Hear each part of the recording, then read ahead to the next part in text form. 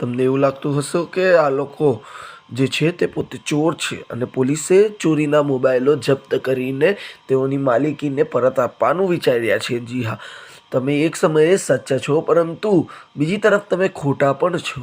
જે આ લોકો કોઈ ચોર નથી, પરંતુ આ લોકો ચોરના પણ બાપ છે. જે લોકો ડિજિટલ અરેસ્ટના નામે સાયબર ફ્રોડ આચરતી ટોકડી છે. જ્યાં પોલીસે આવી ટોકડીની અટકાયત કરીને 5 લોકોની હાલ ધરપકડ કરેલી છે અને તે સમક્ષ ગુનાહિત કૃત્ય બાબતે એક કેસ પણ દાખલ કર્યો છે અને વધુ માહિતી માટે આગળ તપાસ પણ હાથ ધરી છે.